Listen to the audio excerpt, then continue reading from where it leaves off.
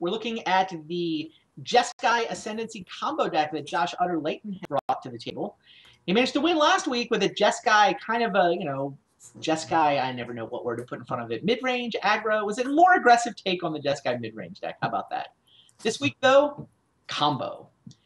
Yeah, and not just your everyday vanilla version of the combo. Talk to us about this take on the deck, Luis. So the base Jeskai Ascendancy combo deck, every time we've seen it in the standard, has been involved Retraction Helix. Jeskai Ascendancy Retraction Helix, it lets the creature targeted by Retraction Helix bounce some sort of non-creature permanent, and then every time you play that permanent, it untaps that creature. So if you can generate enough mana, you can go through your whole deck. You can either do that by playing a 0-drop, which this deck doesn't do, or you can do what this deck does and just have multiple creatures in play and have like a Springleaf Drum, or have multiple Jeskai Ascendancies, or Karamitra's Favor on creatures that don't normally produce mana, that sort of thing.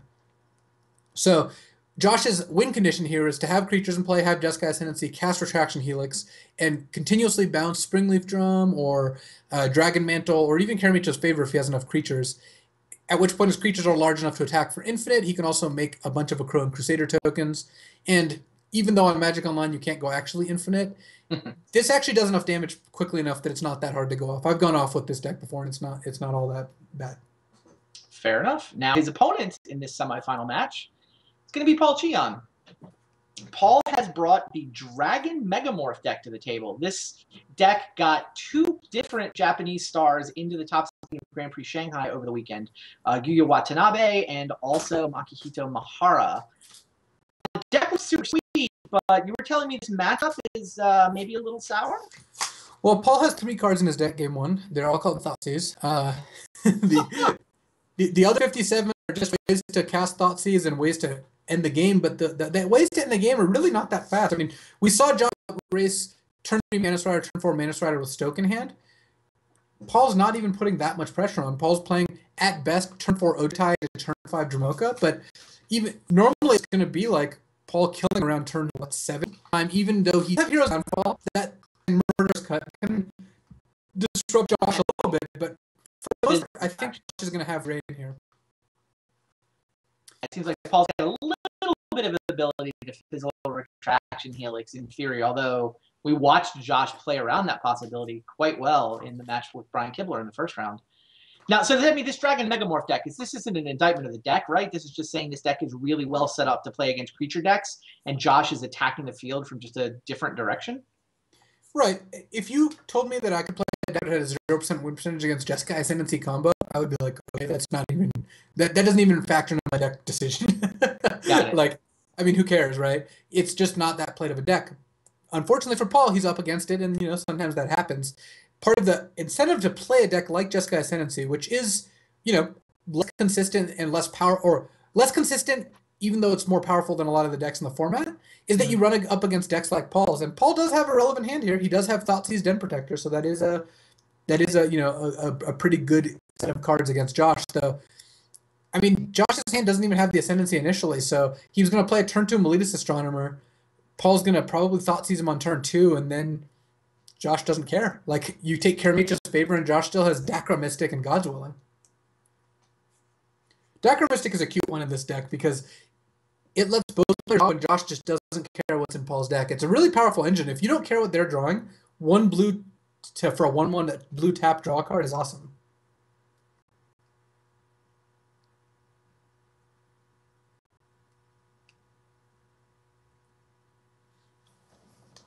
There is the Meletus Astronomer. Here is the turn 2 Thoughtseize that you predicted.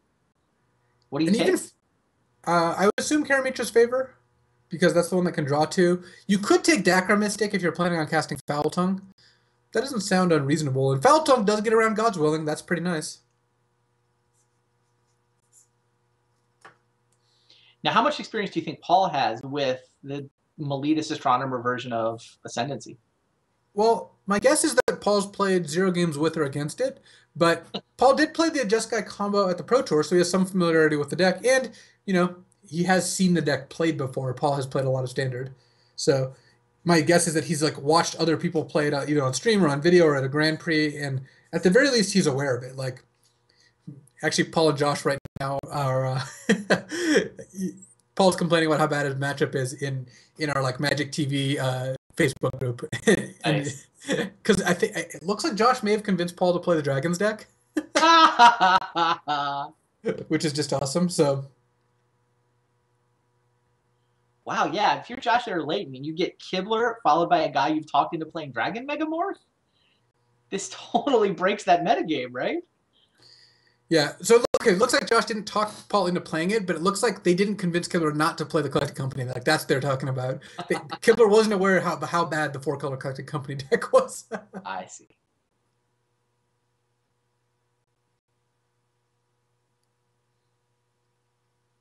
All right, Karametra Saver is gone. Dagger Mystic is in play. That makes Foul Tongue slightly less effective, but Josh's draw doesn't actually go anywhere here. No, Josh has drawn spells, or he's missed on a few draws. The question is now, when you get Foul Tongued, what do you sacrifice? You may actually sacrifice the Meletus Astronomer here if you think that just using Dagger Mystic a bunch is going to be a lot better. Given no enchantments in hand, that might be reasonable to do. That's what he decides. Well, he kept the Astronomer, actually. Oh, so, my bad. Yeah. But I think Josh is hoping that the God's Willing can protect it from the next removal spell, hopefully finding something. But Paul has another Foul Tongue. Paul actually looks like he's in very good shape this game. Turn 8 kill going to be fast enough, I guess? I mean, sometimes the Ascendancy deck just does this, right? You talk about how inconsistent it is. That's part of what you're risking when you play a deck like this. Yep. Josh drew too many lands, and he drew Springleaf Drums and God's Willings that don't do anything. Like, he's got cards in his hand that have no effect, and that's pretty tough. He's always drawn lands since then. Paul is content just to take one. End of turn, it looks like he's going to cast the Foul Tongue. I assume he's going to tap out the next turn.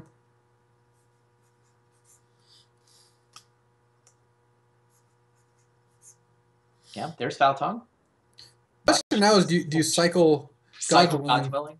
I think you do. You cast God's Willing, you hope something in the top 3 shows up, and then you scry one. I guess Josh is just not into it. Oh, Dragonlord Silver comes off the top. Does that change anything, or are you on Den Protector in Thoughtseize? Oh, Courser is Paul's line. With the fetch land in hand, Courser's decent. I would have been tempted to cast Den Protector there, though I guess Josh's hand is pretty bad. Sure. Well, he goes Courser. These 2 mana aren't going to do anything this turn. So now Paul can actually go Den Protector, flip it, Thoughtseize, cast Thoughtseize, and then next turn cast Atarka. That sounds pretty good to me. He's got the Havens to cast the Atarka there. He can also try to pick up the Fouls to protect against a later Meletus Astronomer, but seems like he just Thoughtseize. So Josh would have played Jeskai Ascendancy if he had it. His hand is still a God's Willing. Still, it seems fine to. Yeah, it looks like he's just doing that now, all now. He's drawing a Thoughtseize too. No, I think that is he's about to draw Thoughtseize. Yeah. All right, Thoughtseize, and he sees another Karametra's Favor, which I'm guessing is the pick. God's Willing doesn't really do much on this board, right? It doesn't. The only advantage to taking God's Willing is that next turn you can Thoughtseize Karametra's Favor, and you can't cast it to scry in response. But I still might just take Karametra's Favor and then just cast Atarka next turn. Well, he goes God's Willing. No, it doesn't much matter. Josh has drawn land every turn of this game. Basically, he's drawn Karametra's Favor, Springleaf Drum, and lands. Which, that's one of the risks of playing this deck. Paul killed Josh's only 2 creatures. Josh never got to really trigger them for anything. And as a result, Josh is just doing nothing while Paul attacks him with kind of like pathetic creatures. Paul is going to get one of the creatures the ability to tap for mana, though. That's exciting. Yeah. Cycling Karametra's Favor into Dragon Mantle. Now Paul can tap the creature to pump with Dragon Mantle. They're on the same creature, though. It's kind of a nombo. Yeah, that's true. Only works on defense. And Josh drew Frontier Bivouac. Of course, Paul can now cast Atarka plus Thoughtseize here. Right. I mean, Josh knew the Thoughtseize was coming. You could see it on top of Paul's library. That's why he just went ahead and burned his way through those cantrips. Given that, and that Josh passed with 3 mana, do you even need to Thoughtseize? Like, what could Josh possibly be holding here? I kind of like just playing the Temple of Malady, playing Atarka by tapping the Den Protector and just attacking for 2, and then you have a 2-turn clock. That seems fine. I mean, you could Thoughtseize here. I think Thoughtseizing actually is probably better. You don't need the extra card advantage off course, or just play your planes. Yeah, you can also attack. Yeah. I guess that doesn't change the clock, is your Actually, point? no, if Paul just casts Atarka, it's a 1-turn clock. That's probably the best line. Oh yeah, 8 plus 5 is 13. Yeah. Right. That's what he's doing. Dragon Lord Atarka. Threatening 18 next turn, so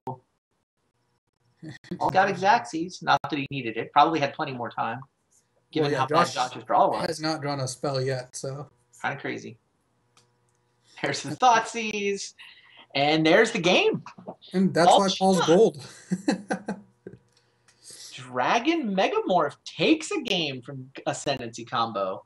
Not a matchup this deck was designed to have anything to do with. But Paul got it done. Now, does he have anything in the sideboard that helps? He has like a Duress? He's got a Duress and Utter End that can kill Ascendancy. And okay. That's about it. He's got more Foul Tongues, I guess. I mean, Self-Inflicted Wounds? Oh yeah, Self-Inflicted Wounds is also good. So yeah, he's got a couple removal spells, an Utter End, and a Duress. So it doesn't really get a whole lot better for Paul. It gets marginally better. Though Josh gets to board and dig through time, so I think Josh might even get better after board somehow. Yeah, Josh has... What are you bringing in here? The digs? Yeah, I just like dig through time and maybe Reviving Melody.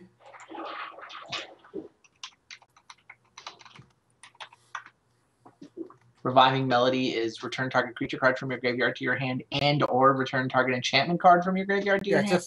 It's a divination. It's a 3-mana divination for 2 and a green, but it draws 2 spells. It draws 2 from your graveyard. Josh has a lot of cards that fall into those categories. So I wonder if Josh is a favorite here, despite being down a game. He probably isn't. Down a game is a big deal. Is a big deal, because even though I do think it's accurate to say Josh is ahead in the matchup, I don't think Josh is like a 90% favorite or anything like that. I think realistically he's at 70% or something, maybe 75%. So, but it's going to depend a lot on Ascendancy. And this is honestly what we found at the Pro Tour too, is that Ascendancy has these matchups that are unlosable in that they can't ever beat you, but you, like Ifro said, you can just beat yourself. Sometimes the deck just cannot win. 75% would make him a favorite, right? To win 2-0? He needs to have above 75%, right? Yeah. Or 75% or above to be favorite. Interesting. Eric saying in the chat, Dragon Morph can never beat this Ascendancy deck. Except the Ascendancy deck can also beat itself. Right. So we know the Ascendancy deck's going to win this game one way or the other. The only question is which player it wins it for. Yeah. So I actually made a video with some Ascendancy deck that's going to go up later this week that has Deathmist Raptor in it. It's the deck that Shota Yasuka played at Grand Prix Shanghai that has communal. It's a Jeskai Ascendancy combo, Retraction Helix, Rattleclaw Mystic, Sylvan Caryatid, and it has Deathmist Raptor Den Protector with communes and Tygam schemings. Oh my god. That's insane. Yeah. Did Shota do well with that deck? They did a deck tech on him. I don't know what his final record was, though. Okay. I guess I'll have to watch your video to find out how you did with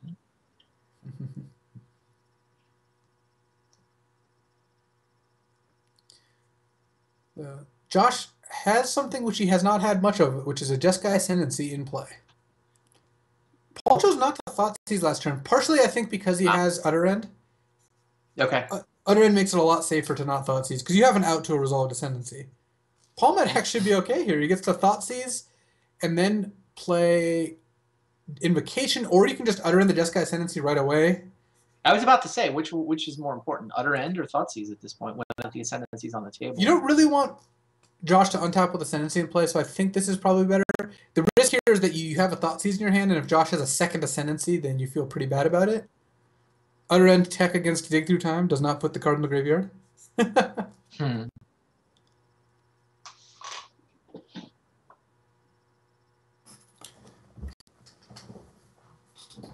looks like Josh is about to blank utter end or a foul tongue invocation. A Chrome Crusader does a pretty good job of that. Yeah, the line last turn could have been Thoughtseize plus foul tongue, but if you do that, Josh gets to untap with Ascendancy in play. Which, with no creatures in play, is not necessarily a big threat.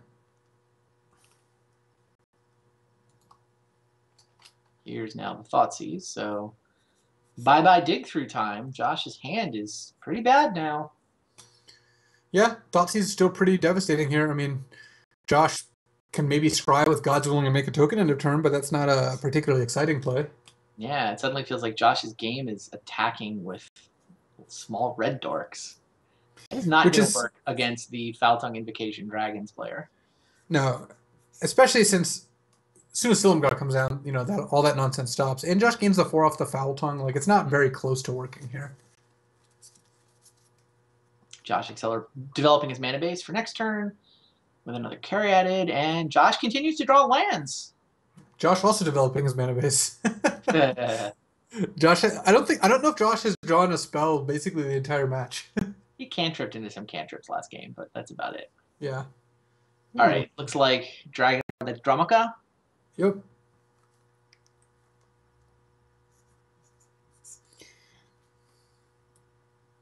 Rollicker is not exactly gonna fight Drumica. Well, it makes a 1/1, so I understand. How many 1/1s do you need with your Rollicker to be able to fight Drumica? Yeah, there's just like no amount. So Josh is just going to save it in case he draws Jeskai Ascendancy here. Well, it looks like Paul's Sweet Dragons deck is on to the finals, and I have to imagine the Dragons deck is not bad against Obzone, right? I mean, Dragons plus the Death Mist Raptor. Yeah. He's got a lot of Den Protector combo. He's got both the Megamorph combos. He's also got the Havens, where his lands can turn into spells. Yeah, he can just punish Owen by playing Dragon after Dragon. Though Elspeth actually looks decent against Paul's deck here. Yeah, buy that. All right, well, Josh went ahead, played a Karametra's Favor, found a Retraction Helix. So Josh could Retraction Helix his creature, tap it to return Karametra's Favor, replay Karametra's Favor. No, he still doesn't have enough mana to play Ascendancy and go off this turn, or even come close. He's got, what, one more draw phase probably? He doesn't die next turn, but... But he also, like, you know, has to worry about getting disrupted here. Like, Paul's going to be able to play Foul Tongue Invocation to kill Josh's creature, and at that point it's just not particularly easy for Josh to do anything. In fact, it's just... So it looks like Josh is going to go ahead and use the Retraction Helix now.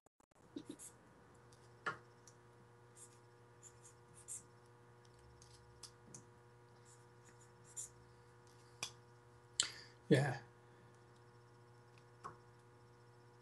Once you do that, again, you're cycling, but you're spending so much mana to cycle. Right. Picks up the Karametra's Favor that was on Paul's creature. Now it double taps for mana or something. Rollicker is the draw. It's not going to get it done. The one Utter End. Paul Chiana was one Utter End in this board, right?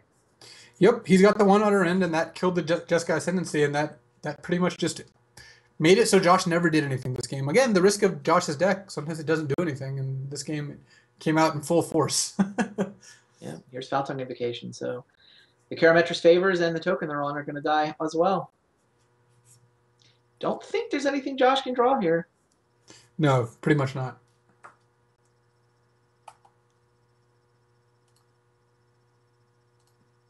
Wow, there is the Jeskai Ascendancy. Best card in his deck, but too late. Could not find the second copy in time. Wow. So Paul Cheon going back to the finals. Haupt wins the match. It's going to be Paul against Owen. Clash of the Titans here. Yeah, I mean, we're going to have our first, we'll have our first repeat winner, right? Yeah, that's true. The first 3 weeks were Josh, Paul, and Owen. So I guess even coming into this match, we were guaranteed our first repeat winner. Yeah, that is true. And so and our theory is that our first repeat winner is also the first person who is, if not locked, very close to being locked for top 3. Yeah, I agree. Paul, I mean, Owen has a 10-point lead, had a 10-point lead on Paul coming in, So he's in better shape with a win. But yeah, these guys are starting to pull away from the Cunios, Kiblers, and Nelsons of the world. Yeah, and I think that the way that the league is structured, it ends up being that the winners get an extra edge. So you're already winning, more matches, you're already getting more points, and the winner gets the additional 5-point bonus, which is it definitely matters. Yeah, definitely does matter. All right, we've got our finals now. We're once again going to skip our interview because of our audio desync problems, but when we come back momentarily, we'll have Owen Turtenwald taking an Abzan control list that won the Grand Prix last weekend against Paul Cheon with the Sweet Dragon Megamorph brew that put multiple players in the top 16 of last week's Grand Prix. Yeah, Stay tuned, guys. We'll be right back. Yep.